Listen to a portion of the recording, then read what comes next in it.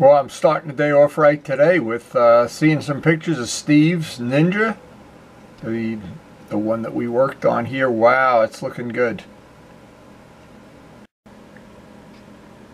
Isn't there some kind of song? Start off each day with a smile. Now start off each day with a ninja. Steve, that looks great. I can't wait to see it in real life. So congratulations, Steve, on getting that put together so far. I know there's a couple more parts to go. We look forward to seeing it in one piece and seeing it in real life soon. Maybe we'll be popping up there when it's all done. Get some video to share with our friends. So today there'll be no chance of having a Groundhog Day. And I always try to make my life not like a Groundhog Day. I try to shoot video every day of what goes on in the shop, but today's going to be just a little bit different. Now, I'm really not sure how the day's going to play out. It's supposed to rain most of or all of the day. And the wind was blowing pretty bad out there when I went out to do the battery charges. But Luciano's parts are hardened up. They're pretty much ready to be wet sanded. They've been sitting under a heating vent now for 2 days. Now, one of the limitations we have in the shop, we really have limited room and we're working out of our house. So we're always working around something that has to coordinate with something else.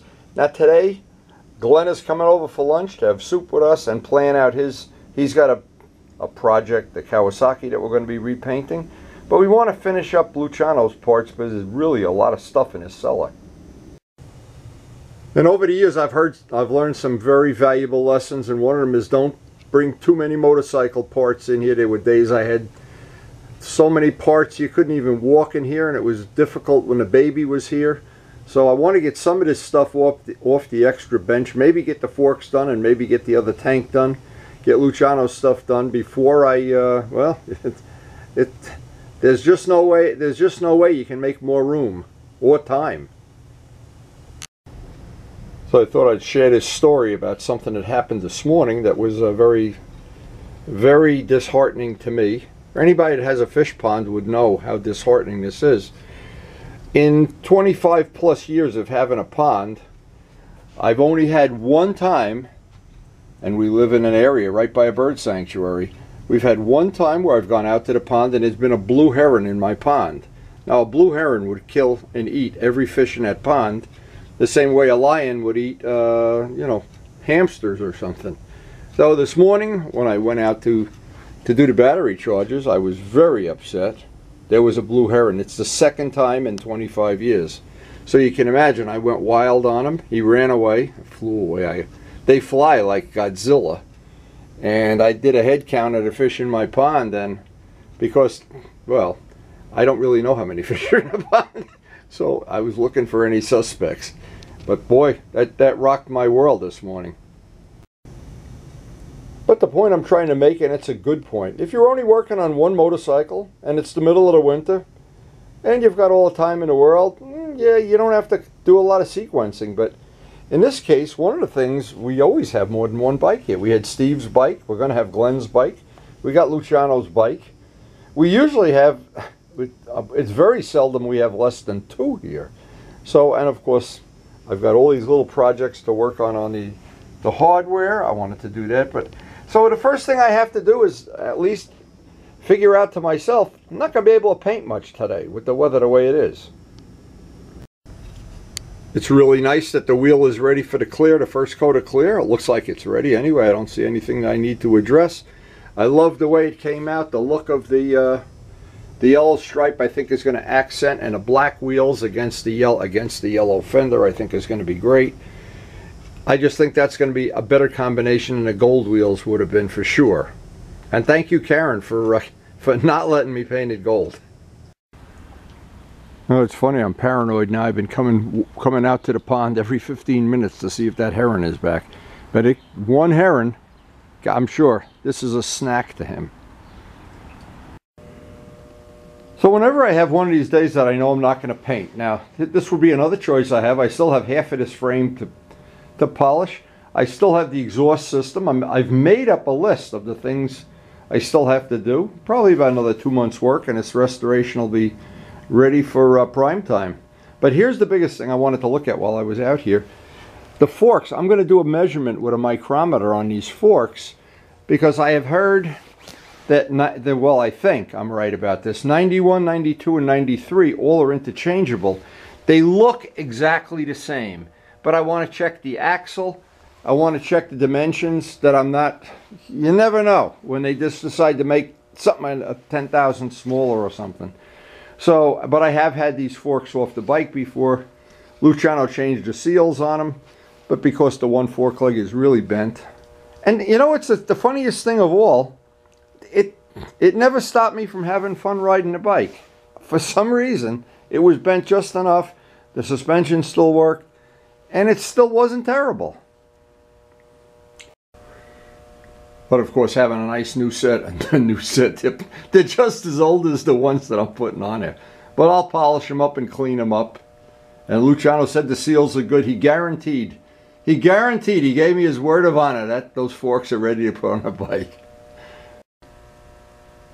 Now this is the second day of using the new camera. It's a Canon 190.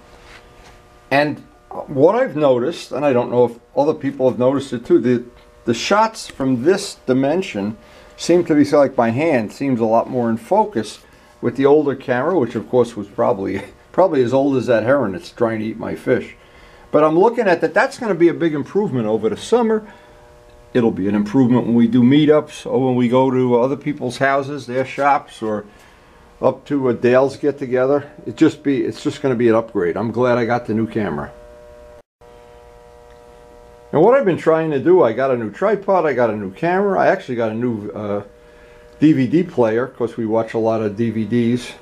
I got a lot of upgrades done over the winter, but some of them aren't an upgrade. They're exactly the same as the old one. So when I get something new that works a little bit better, that last camera that I got for mounting on the motorcycles was a big upgrade. Of course, it was a much better camera. It was $100 more, but anyway, we're trying to upgrade things, we're trying to do things, we're trying to share things, and I try to shoot video every day. So if you're having your coffee like Scott is, and Scott, hey, keep drinking coffee. That's the key to life.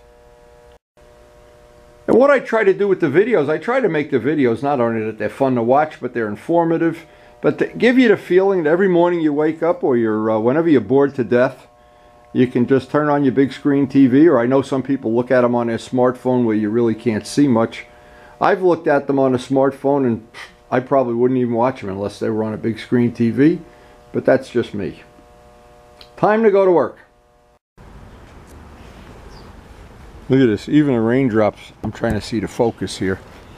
Whenever you have a new camera, there's always days you got to set the features and figure things out, but because it's not a painting day, we'll be able to play around with the camera, maybe even get things a little bit better.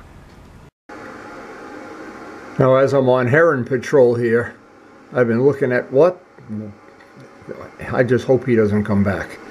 Anyway, I got an email from Luciano. He said he weighed all the parts for his Cafe Racer that are not going back on a bike. 48 pounds. So I know any Cafe Racer, you usually take a lot of heavy, especially that exhaust system. Wow, was that exhaust heavy? Maybe we could use it to throw it at that heron if he comes back. So it looks like the most productive use of time today is going to be to get the 1200 sanding done on Luciano's parts. And if it clears up, we may get some clear shot, but it's still raining out there, so I'm not holding my breath. Now one of the side covers, it's the other one, has a repair we have to do. But before I can do any repair or anything, everything's got to be flat sanded with 1200. That's the next step. And the main step, and I'll share this cup of coffee with you, Scott. Drink that coffee and sand those parts. Now at this point we have 2 coats of clear on this. Actually we have 3. But to get this flat sanded down, of course, because we're painting outside, there's always dust, there's always things. And I looked at the imperfection that's in the other part. It's in the other side cover. And we will repair it. We'll use it as a little exercise and show how to repair those kind of things. But it has the look of that, just some dust got in it, some dirt, or, you know, things are blowing around and flying around. Leaves are still blowing around. But anyway, the 1200 paper does a nice job of cutting.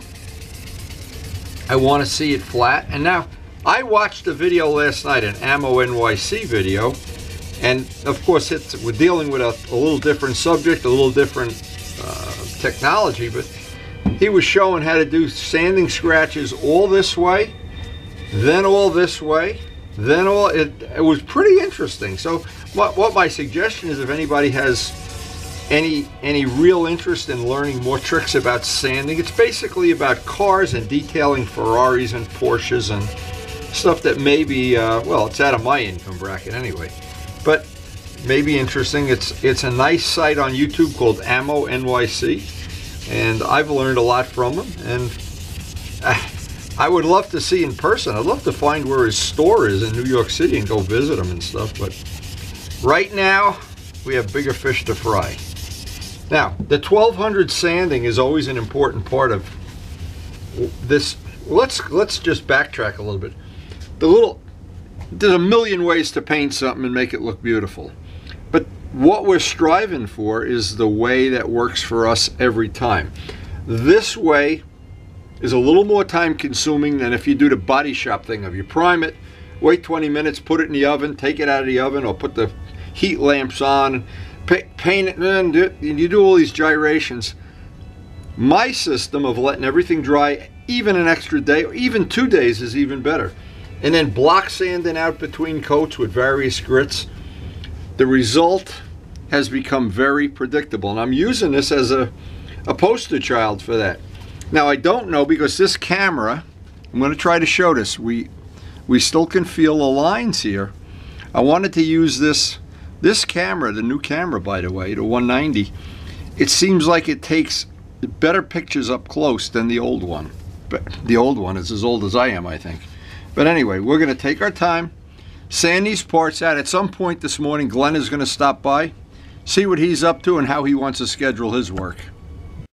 Now, as I'm sanding this out, I'm looking for spots, and I can see what I want to show if this macro lens will pick this up.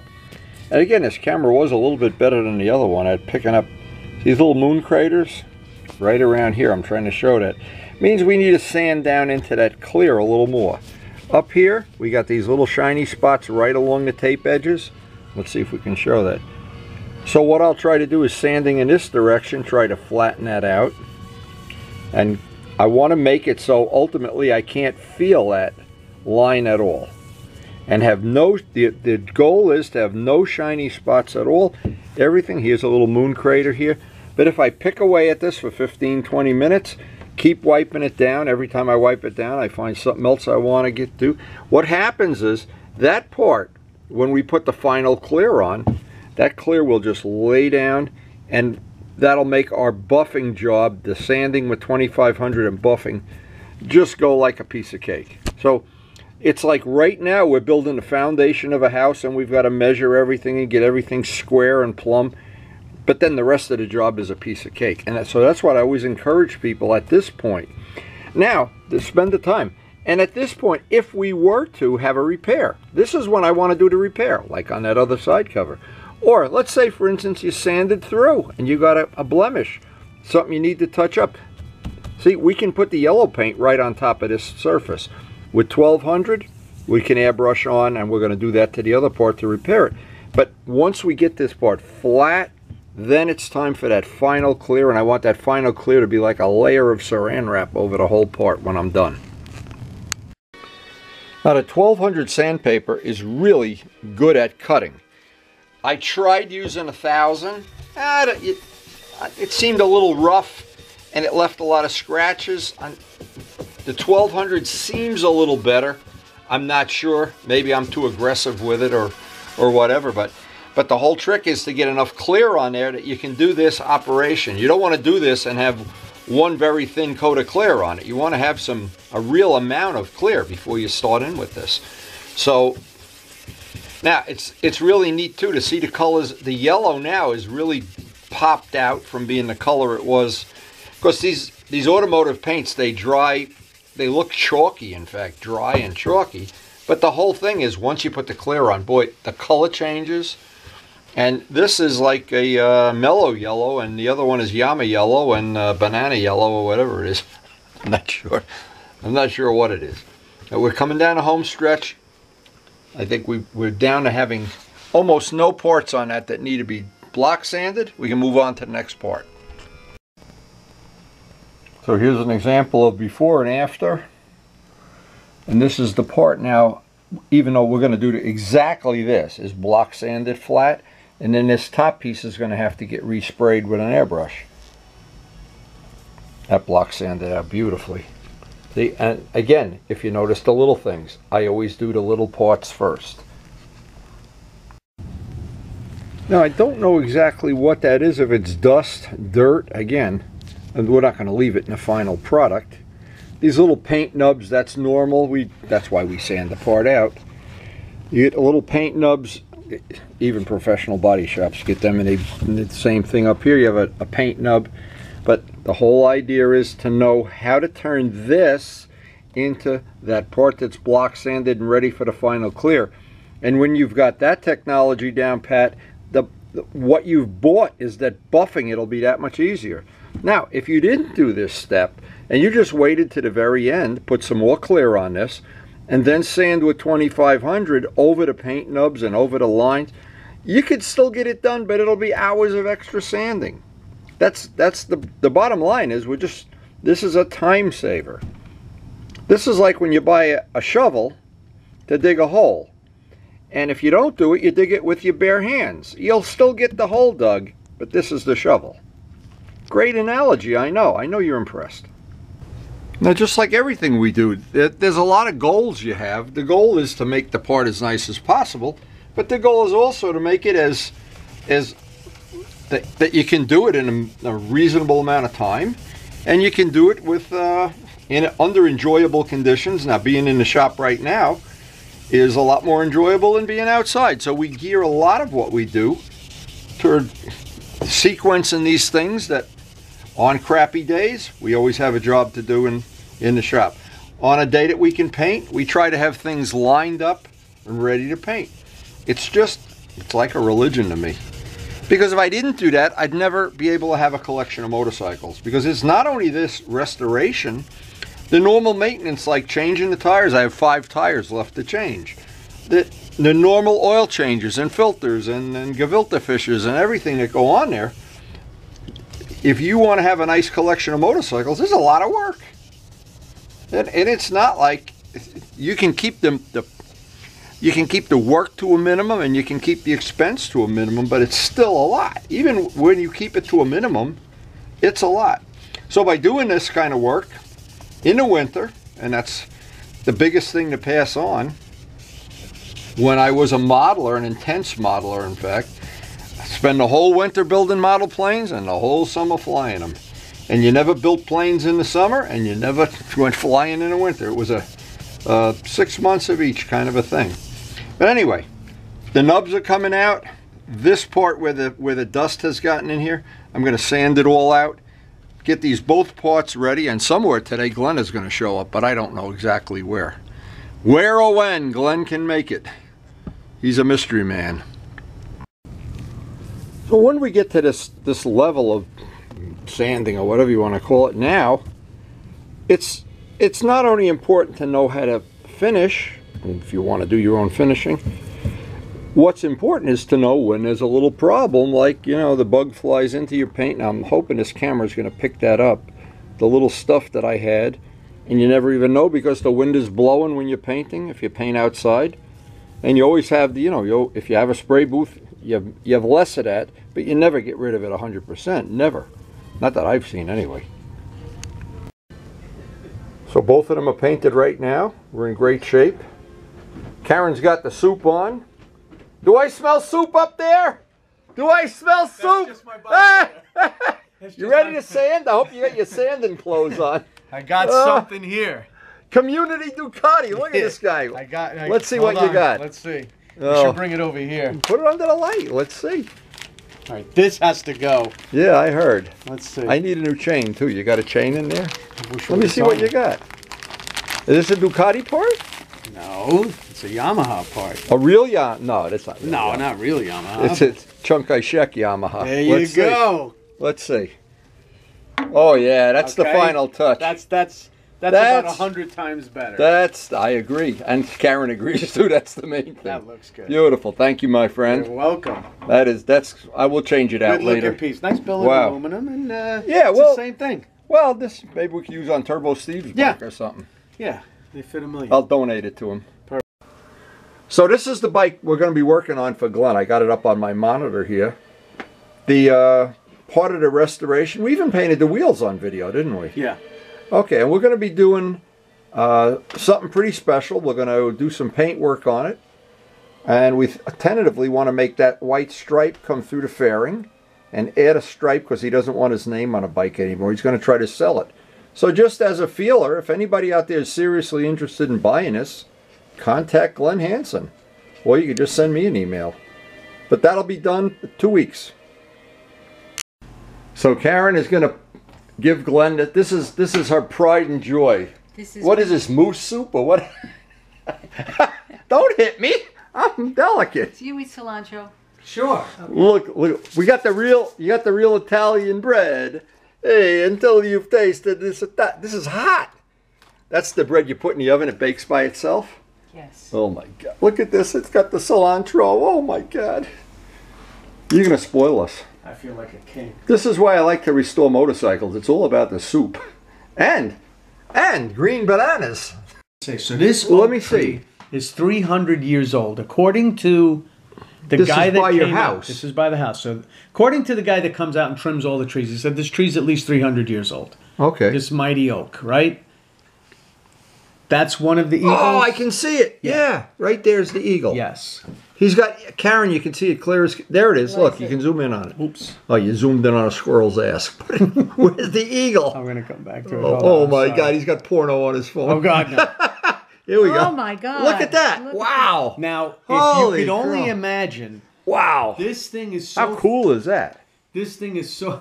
That's Wow. me outside calling the dog like... I hope he doesn't eat fish. So look at this tree. So I want to thank Glenn for a generous donation of the gas cap. That's for sure. And since we're going to be starting a little modification of his project, the 500 Twin, what we decided to do over a wonderful lunch with Karen's soup and watching eagles eat dogs and whatever we were doing there, it really was a great lunch. Thank you, Karen, of course. But I'm reminded with this gas cap of there's always a thing about any custom thing you do. You get one part wrong, and I think this gas cap wasn't really doing me justice with this. Personal, subjective stuff. But a good analogy is always when you have one part of a project wrong, it's the equivalent of having a 55-gallon drum of wine and 1 gallon of urine. It's really 56 gallons of urine.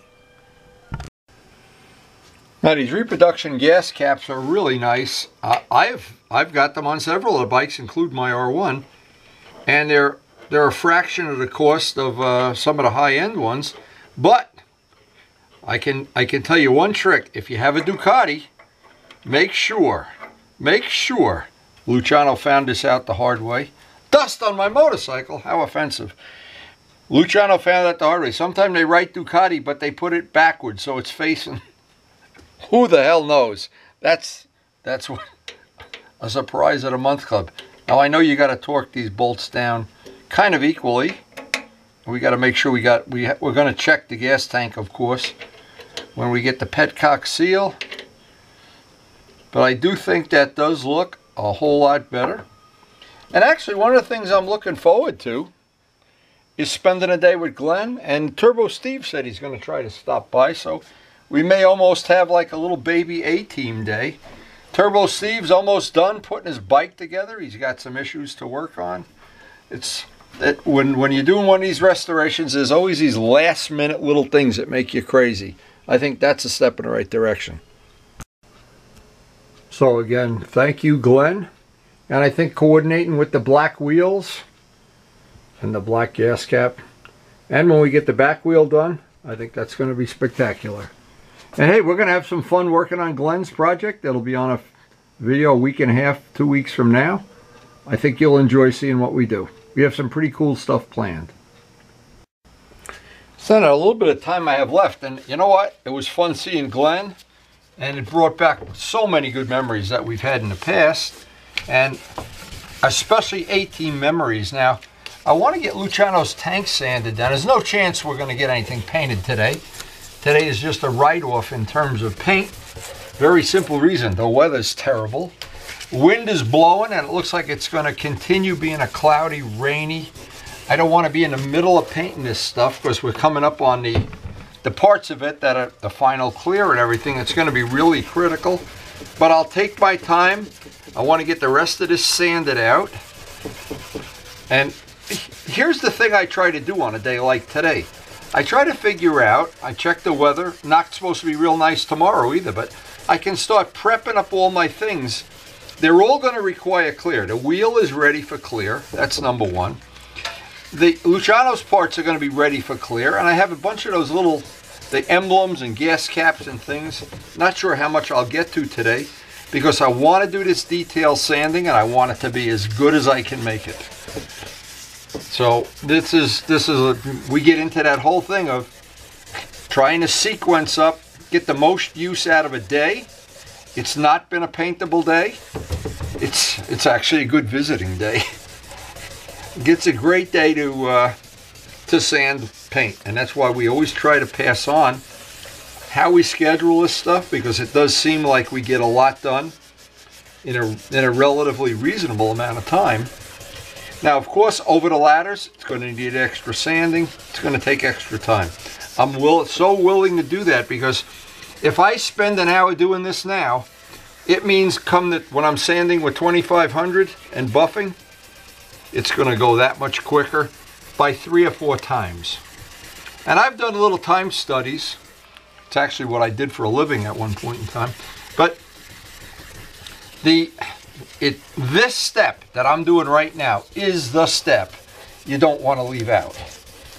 Get 2 or 3 coats of clear on, let it dry 2 days, sand it with 1200 paper, and put on that last coat of clear, and you will be so far ahead of the game when you come to buff things out. Assuming you're going to buff it out. And a lot of people don't, and it's okay too, you know. It's as I always say, it's your motorcycle. But I like it buffed out. That's just me. And we got to deal with those emblems. There's going to be a little repair on those emblems. We'll try to show that. And I need to show, I'm not sure I'm going to be able to do it today because we're running out of time.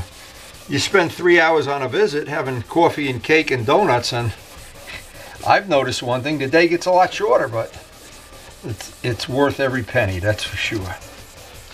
And these parts, I assume Luciano, when the pattern fits with Luciano, he's going to have a bike here that he's going to enjoy riding.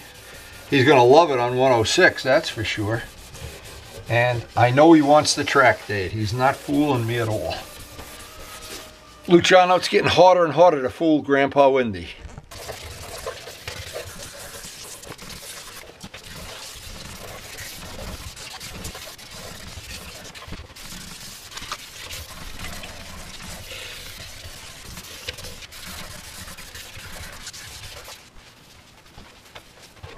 All the parts are ready for a day of doing clear, but we still have to touch up that one side cover. Now, I'm not going to be able to paint outside, but I can do this in the back doorway because it's a small part. I'll be doing it with an airbrush.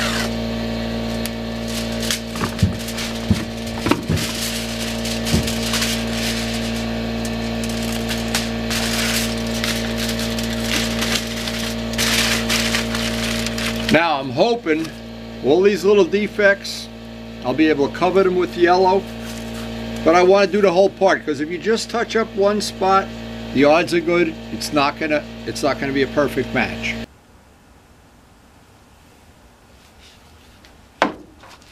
Now it's really important that we had stirred the paint, make sure it's the right consistency, make sure we're using the right paint.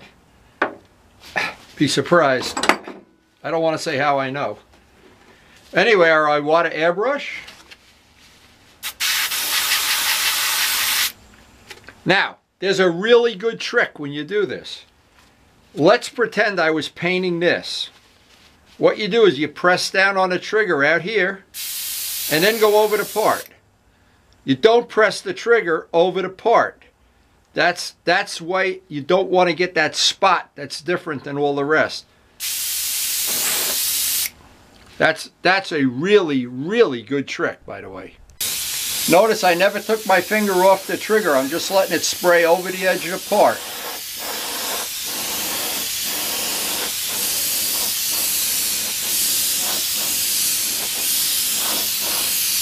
And once that clear has hardened, a couple of days, you can go right over it with more urethane. Doesn't ever seem to be a problem. I hope I'm right about that. See, I'm not turning the trigger on and off, on and off, on and off. I'm just letting it spray. Now, I would always want that to dry overnight, just because I'm old school. And yeah, you could peel that up and put clear on it, but we don't have a day that's worth painting, and I don't want to risk any of this. I want that clear, the last coat of clear, and the last coat on that wheel to be perfect. So we had quite a day. The wheel is ready for clear. Glenn noticed something. Everything's getting dusty in the shop. He's right. When you have a nice smooth surface, it's dusty. He's right. Anyway, we had a hell of a day. Luciano's stuff is ready for the clear. Wheel is ready for the clear. We got a couple other little parts to work on. We got the front end, and we got Glenn's project coming up in about 10 days. So I'm hoping you're enjoying sharing this, and I hope Scott is still drinking his coffee. Oh, I need a cup of coffee. What am I talking about? And I love the black gas cap. Thank you, Glenn. You're okay. I don't care what Luciano says about you. And again, thanks for watching. But this is really funny. We're out here, and all of a sudden the wind starts blowing. Glenn is priming, and the idea is to get no runs in it, of course. Get 2 thin coats, not 1 big thick coat. But so he says, well, you know, the wind isn't blowing. You pick the primer can up. What happened? The wind starts blowing. Unbelievable. Unbelievable. We will get these 2 parts primed today. The prime will be drying, and Karen's made soup for lunch, so doesn't get any better than that. And then I'll go buff out, do some more buffing on those Bermuda parts.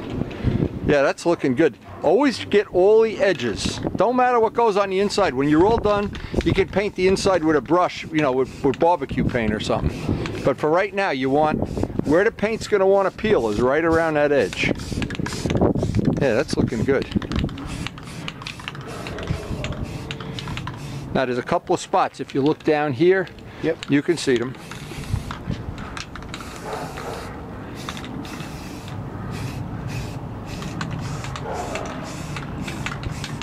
Yeah, that's good.